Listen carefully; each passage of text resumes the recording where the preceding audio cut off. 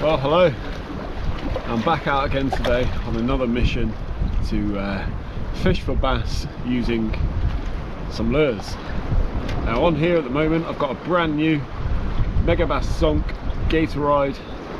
This is a shallow diving lure in pearl colour, which is basically all white, and I'm going to be fishing over the next sort of hour and a half on an ebbing tide. Now, as you can probably tell by the way I'm dressed, it's pretty cold today.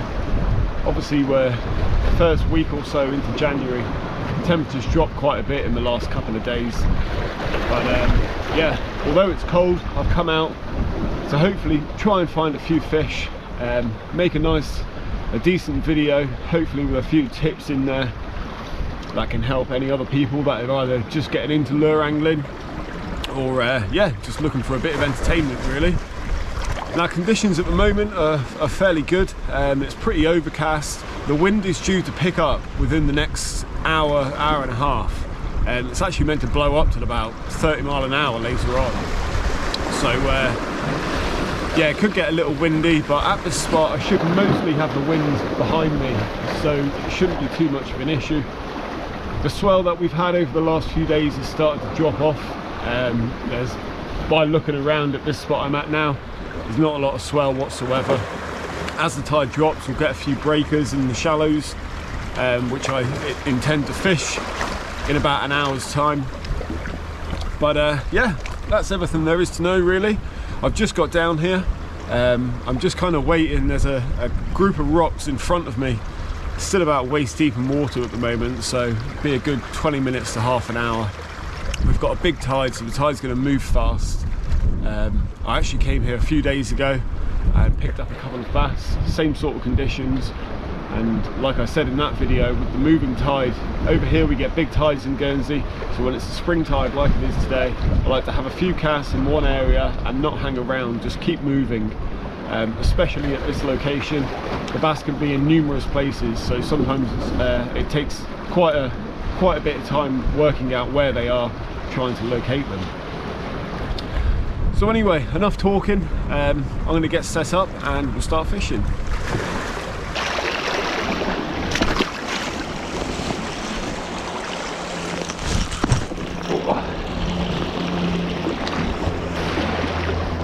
So since filming that little intro, what I've decided to do actually, now I don't have too much hope in this, however I'm actually going to throw out a surface lure at first, because while I'm waiting to get to the rocks I want to get to,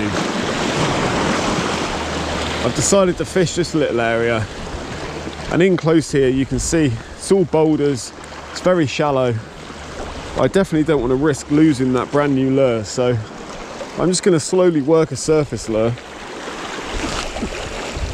and see if I get any just indications of any fish, any swells. I may not necessarily get any takes, but it could just be worth having a little look, seeing if anything takes a swipe at it.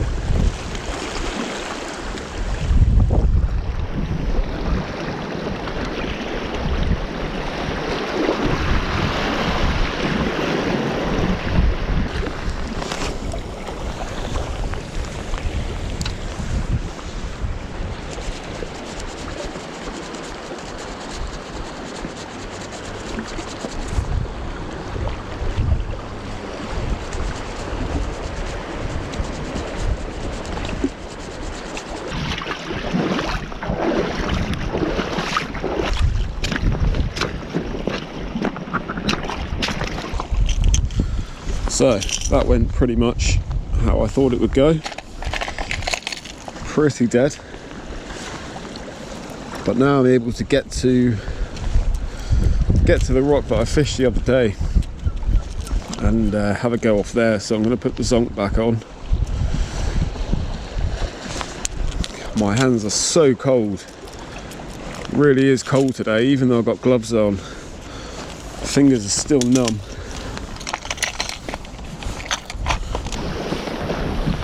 Well, I've not used one of these Gatorides in a while, and the first cast there, to see that lure swim when it comes close close to me, the action on these lures really is great. Now this is the Gatoride, so it's got a different bib on it to the usual zonks. The usual zonks are sort of a medium diver, and they can actually dive quite deep. If you lower the rod tip in deeper water, you can actually get them moving really deep. But these Gatorides, just like the other zonks, they vibrate like hell. You can always see it in your rod tip. So it sends out loads of vibration, loads of attraction. And literally here, I'm literally just doing a straight retrieve. Just got to be careful as I bring it in a bit shallower, because like I said, they do dive that little bit deeper.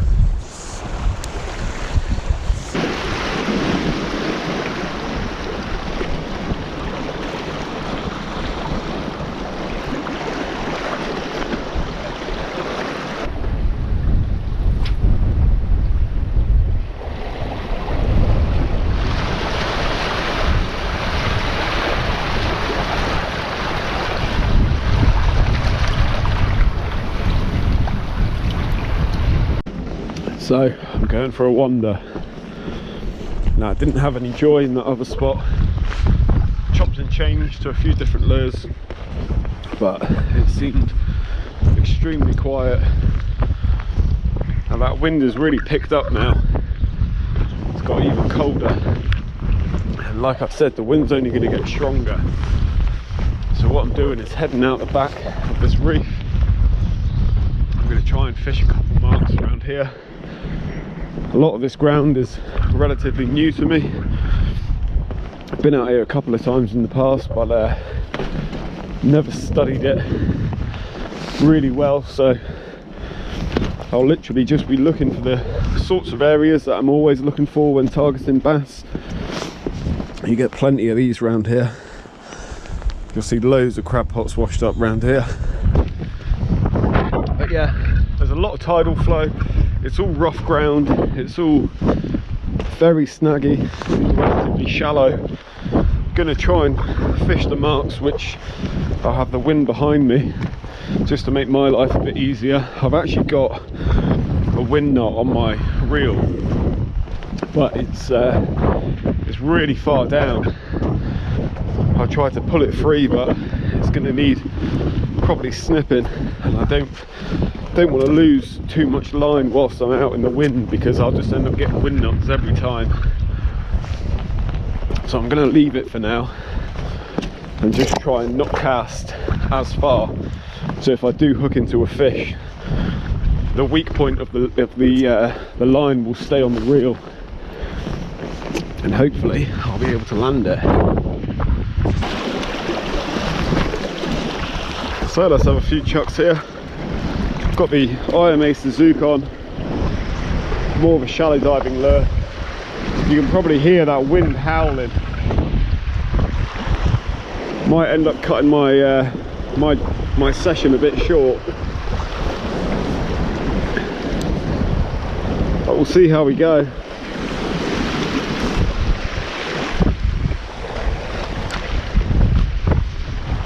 Just going to work this lure, winding the slack in the wind,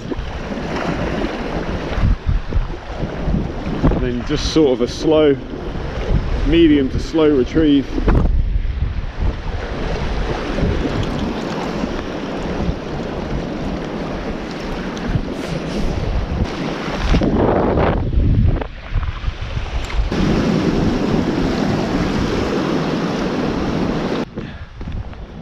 So there we go, 10 or 15 casts. On the move again, never hanging around for too long. Now I must admit, today's got that feeling when it just doesn't quite feel right. It feels a little too quiet. The conditions are fairly good. I mean, they're not the best in the world, but I wouldn't say they're bad conditions at all. But you just get that feeling that the fish either aren't there or they're just not on the feed at this present time. but you never know. It can all it takes is one fish. One fish could make your session. You can hook into a decent sized one, a nice 5-6 pounder, and that could make your whole day. So you could go without catching anything else whatsoever. You just need that one take. So I'm going to keep going as that tide's dropping, and I know I'm safe in this area. I'm going to head further over, which I've been to this side before. So yeah, let's give it a go. Well, fish on. It is, whatever it is, it's a little piddler. I'm assuming it's an extremely small bass. And when I say small, I mean pretty small. Could possibly be a garfish.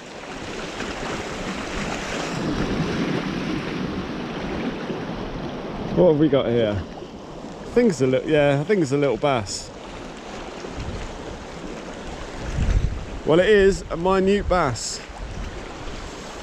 but it's still a bass nonetheless. Oh my god, that thing is absolutely tiny. One miniature bass. You don't get much smaller than that. So just as I've been saying about seeking out a bigger fish, check that out. That is what you call a micro bass. There's the fish, there's the lure, not much bigger. But hey, it's a fish. Well, let's get it back and see if we can find his grandmother.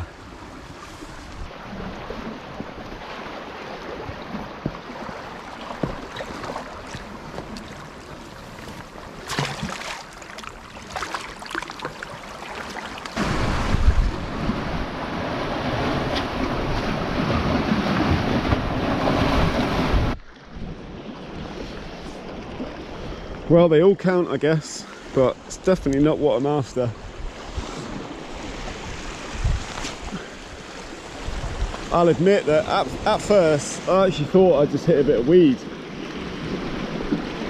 It's how it is when you catch tiny little schoolies like that.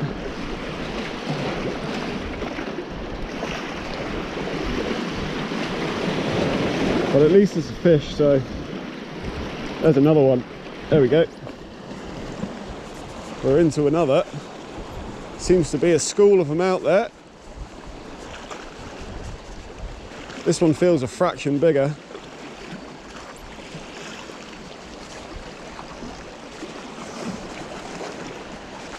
Now this is actually the spot I came to in the summer, and I fished it for a couple of hours as the tide was dropping. And the only bass I had was from this exact spot. It was a really small bass. In fact, it was probably no bigger than the first one I caught, or really than this one. This one's a little bit bigger, but not by much. Oh, and he's actually taken that quite deep. So I'm going to get that sorted out ASAP. Well, I've just had that second small bass.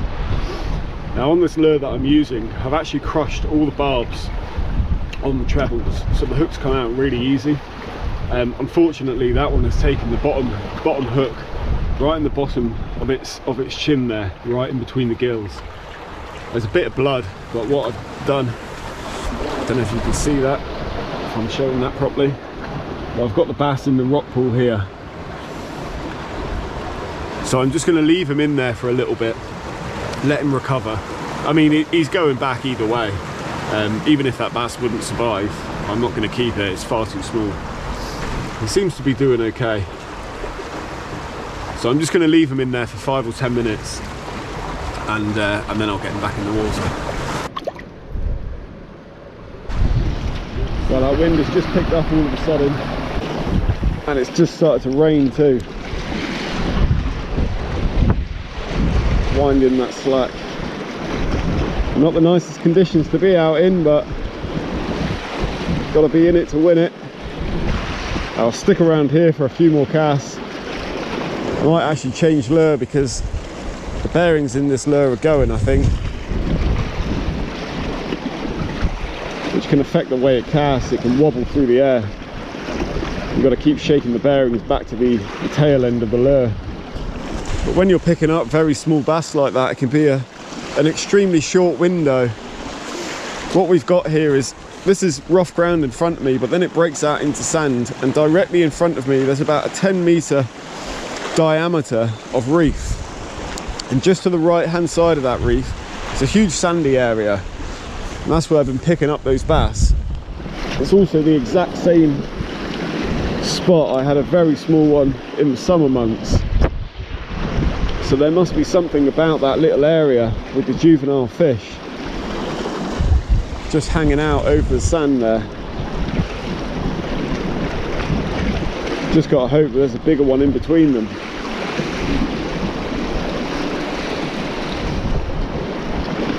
Oh, there we go. Yes. That's a bit better.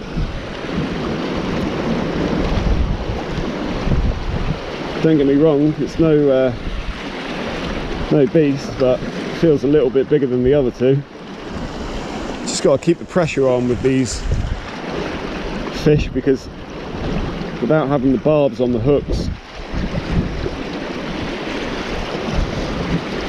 I've lost quite a few fish lately. Oh, actually it looks pretty much the same size, just gave me a better hit.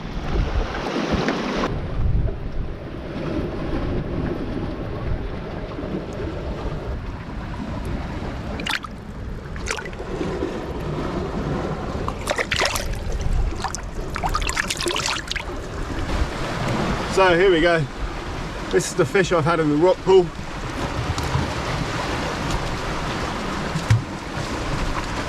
Off he goes.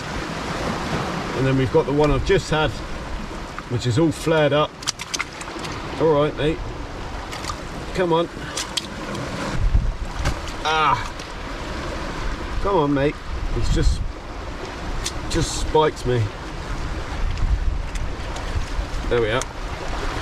Another little feisty one there. Bass number 3. He's going back as well.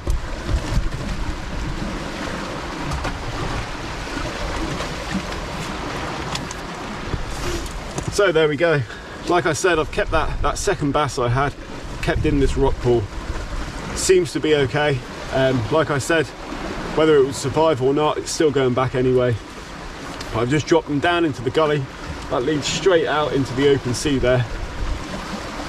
But less talking, let's get another lure in the water, see if we can find a few more. So once again I'm on the move. Again, 10 or 15 casts, nothing happening, and move along. I'm not quite sure where I'm going to go now. Just going to go for a little stroll, see if I can find anywhere. I'm heading obviously this direction, but this is the way the wind's coming, so I'm not too sure if I'll be able to get away with a decent cast over this side, but I'm going to have a quick gander anyway, just scope it out. So I've just come over to another area now. Now like I said, that wind has picked up, it's started to rain, so most of my filming is probably going to be on the chest cam now. I've got just under an hour, about 45 minutes until we get to low tide. So I've just come over to this other little area. I've changed lure to the IMA Hound. It's going to swim a little bit deeper, and it's similar ground to as I was just at. Rough close in, but sand further out. There is an area I'd like to target over that side. However, with the weather getting worse, I'm not too sure I'm going to stay out much longer. So we'll give it a few casts from here and see if we can find any more fish.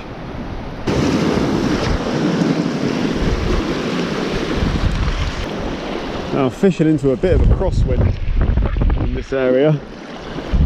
Not ideal. I'm just going to speed up the retrieve because I've got the lure flowing in with the tide. So I just want to make sure it's working properly. If that makes sense.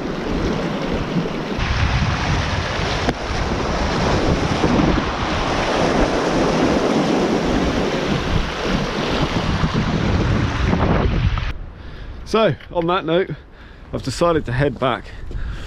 Now I just went over that that other side, and as soon as I poked my head over the rocks, you can feel the wind coming in. It's blowing a gale, so I'm not gonna bother over there.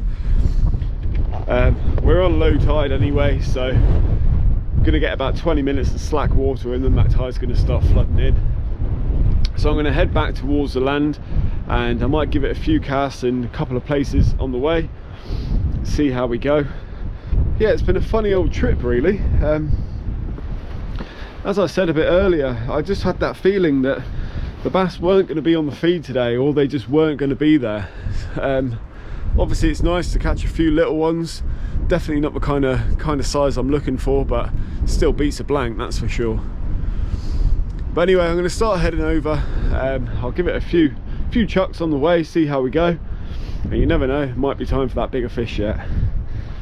Well, that's going to do it for today. As you can see, I'm a bit wet, the rain's come in force now. The wind's meant to pick up, it's meant to continue raining for the next few hours.